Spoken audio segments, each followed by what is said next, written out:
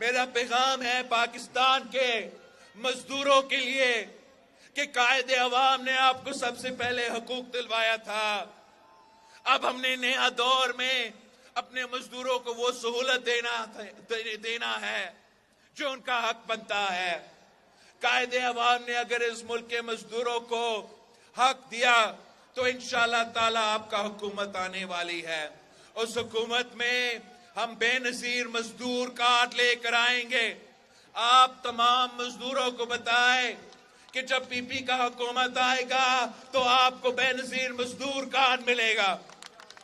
اور مزدور کارڈ نہ صرف وہ مزدور جو انڈسٹریز میں کام کرتے ہیں، نہ صرف وہ مزدور جو یہ حکومت کے ادارے میں کام کرتے ہیں، مگر تمام مزدور، چاہے وہ زراعی مزدور ہو، چاہے وہ کسی دکان میں کام کر رہے ہو، چاہے وہ کسی کے گھر میں کام کر رہے ہو، ان کو انشاءاللہ تعالی میں مزدور کارڈ پہنچاؤں گا. اور اس مزدور کارڈ کے تھرو ان کو ہم پینشنز دلوائیں گے، ان کے بچوں کو اب تعلیم دلوائیں گے.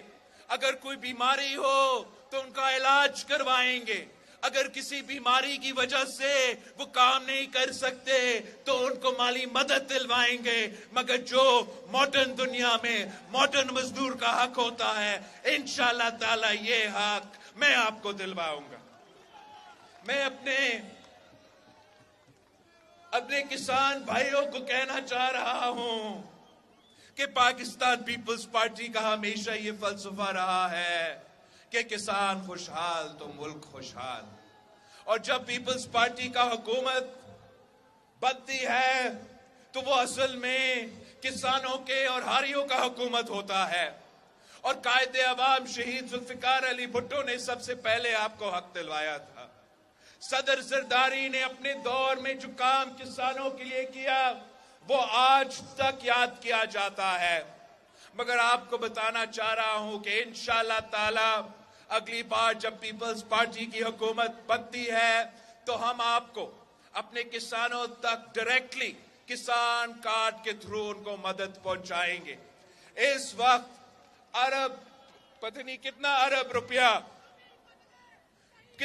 ارب روپیہ فرٹیلائزر کی سبسڈی کی صورت میں بڑے فرٹیلائزر کمپنیز کو پہنچتے ہیں.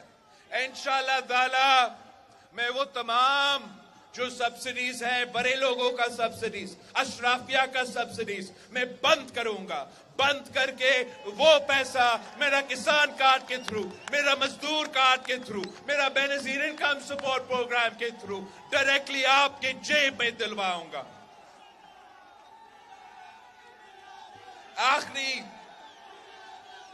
جو میں کام اپنے نوجوانوں کے لیے، اپنے نوجوان بھائیوں اور بہنوں کے لیے کرنا چاہ رہا ہوں، یہ جو نوجوان ہیں اس ملک کا مستقبل ہے. 70% آبادی ہم نوجوان ہیں. جو یہ پرانے سیاستدان فیصلے لیتے ہیں ہمارے مستقبل پہ یہ اثر کریں گے. آپ ان کے غلطیاں کا بوجھ تو آپ کو اٹھانا پڑے گا، چاہے وہ سیاسی غلطی ہو، چاہے وہ جمہوری غلطی ہو، چاہے وہ معاشی پالیسی کا کوئی غلطی ہو، وہ بوجھ آپ کو اٹھانا پڑے گا. اب وقت آ گیا ہے کہ اس ملک کے نوجوانوں کو وہ سپیس دیا جائے، وہ حق دیا جائے. اور میں جو محسوس کرتا ہوں کہ اپنے نوجوانوں کے لیے جو سب سے مشکل وقت ہوتا ہے وہ تب ہوتا ہے جب وہ روزگار کی تلاش میں ہوتے مگر ان کو روزگار نہیں ملتا. خاص طور پہ مجھے پتا ہے وہ نوجوان موجود ہیں جو تعلیم حاصل کرتے ہیں اور ان کو پورا زندگی یہ بتایا گیا تھا کہ آپ تعلیم حاصل کرو، پڑھا لکھا بنو، جب آپ کا تعلیم مکمل ہو جائے گا تو پھر آپ کو روزگار ملے گا. تو وہ ایک نہیں 2 ڈگری لیتے ہیں اور سمجھتے ہیں کہ وہ تیار ہے. روزگار کی تلاش میں چلے جاتے ہیں تو ان کو بتایا جاتا ہے کہ آپ کے پاس تو ایکسپیرینس نہیں، اور وہ دھکے کھاتے ہیں.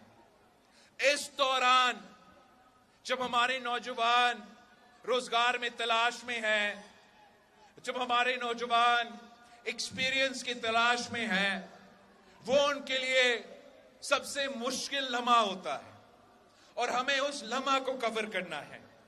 تو انشاءاللہ تعالی ہم یوتھ کارڈ کے تھرو جو نوجوان روزگار کی تلاش میں ہیں، ہم 1 سال کے لیے ان کو مالی مدد پہنچائیں گے۔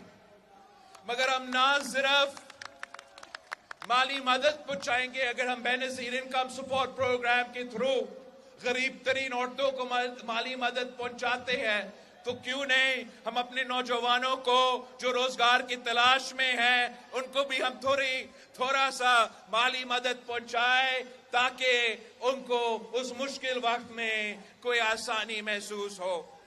مگر ہم نہ صرف آپ کو اس کارڈ کے تھرو مالی مدد دیں گے، ہم ساتھ ہر ڈسٹرکٹ میں، یہاں گجرانوالہ میں یوتھ کے لیے یوتھ مرکز بنائیں گے، اور اس مرکز میں آپ کے لیے لائبریری ہوگا، آپ کے لیے ڈیجیٹل لائبریری ہوگا، آپ کے لیے مفت وائی فائی ہوگا، آپ کے لیے سپورٹس کے اگر آپ نے کرنا ہے سپورٹس کر سکتے ہیں، ثقافتی پروگرامز کرنا چاہتے ہو تو وہ کر سکتے ہیں۔ مگر اس سے بڑھ کر میں چاہتا ہوں کہ ہم مثبت جو کام ہے اس کی طرف ہم اپنے نوجوانوں کو اس ڈائریکشن میں لے کے جائیں، مگر ساتھ اس سے بڑھ کر وہاں ہمارا کیریئر سروس آفیسر موجود ہوگا، اور ان کا کام یہ ہوگا کہ ہمیں پاکستان کو نوجوانوں کو سکھانا ہے، ان کو روزگار دلوانا ہے، اور وہ آپ کو بتائیں گے کہ آپ کے پاس کون سی سہولت موجود ہے اور کون سے روزگار کے مواقع موجود ہے جو آپ فٹ کرتے ہیں۔ وہ آپ کو کیریئر کاؤنسلنگ کا سروس دلوائیں گے اور نوجوانوں کو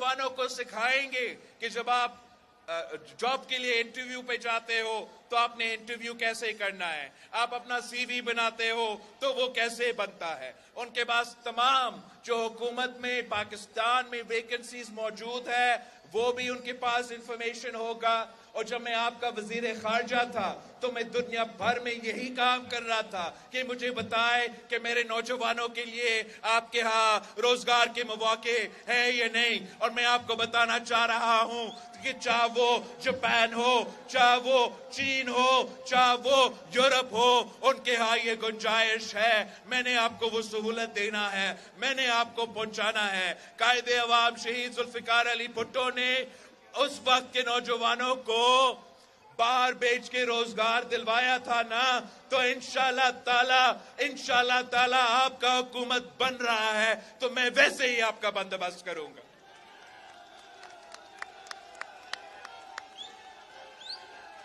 ساتھیو،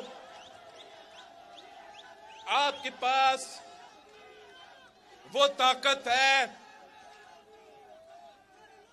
طاقت کا سرچشمہ عوام ہے۔ یہ تو قائد عوام نے ہمیں سمجھایا، ہمیں سکھایا کہ طاقت کا سرچشمہ عوام ہے، طاقت کا سرچشمہ عوام ہے، طاقت کا سرچشمہ عوام ہے۔ کچھ ایسے سیاستدان ہیں، پرانے سیاستدان ہیں جو سمجھتے ہیں کہ طاقت کا سرچشمہ کہیں اور ہے، مگر آپ ان کو غلط ثابت کر دیں گے۔ فیبری 8 کو آپ ان کو غلط ثابت کر دیں گے۔ آپ ان کو انشاءاللہ تعالی فیبری 8 کو دکھائیں گے کہ پاکستان کے عوام اپنی مرضی سے ووٹ دیں گے، اپنی مرضی کا حکومت بنائیں گے۔ آج کل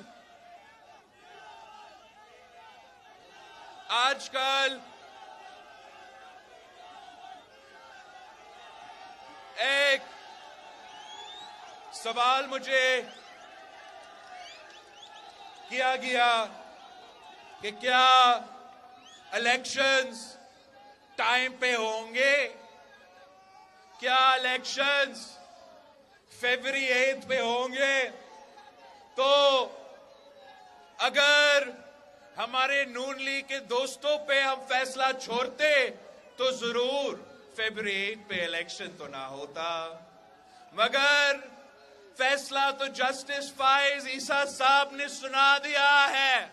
جسٹس فائز عیسیٰ نے کہا ہے کہ پتھر پہ لکھا ہوا ہے کہ فیبری 8 پہ الیکشن ہوگا۔ جسٹس فائز عیسیٰ صاحب نے کہا ہے کہ اس پہ کوئی شک نہ کرے، اس کا ذمہ داری ہے کہ فیبری 8 پہ الیکشنز ہوں گے۔ تو آپ نے ویسے تیاری کرنا ہے، آپ نے ویسی محنت کرنا ہے کہ آپ نے انشاءاللہ تعالی فیبری 8 کو ایسا سرپرائز دلوانا ہے، ایسے سرپرائز دلوانا ہے کہ رائے ونڈ کو ہمیشہ سے یاد رہے۔ یہ کیا بات ہوا، یہ کیا بات ہوا کہ کسی کو آپ نے پانچویں بار میں، پہلے میں نے غلطی سے چوتھا بار کہا تھا، مگر 3 بار خود اور 5ویں بار ریموٹ کنٹرول کے تھرو تو حکومت چلایا ہے نا، چوتھی بار تو اب وہ 5ویں بار چاہتے ہیں۔ مطلب پھر آپ کے حق بنتا ہے کہ آپ سوال پوچھیں اس شخص سے جو پہلی بار بن کے ناکام رہا، دوسری بار بن کے ناکام رہا، تیسری بار بن کے ناکام رہا، چوتھی بار بھائی بنا کے ناکام رہا، اب 5ویں بار بن کے کون سا تیر مارے گا یہ؟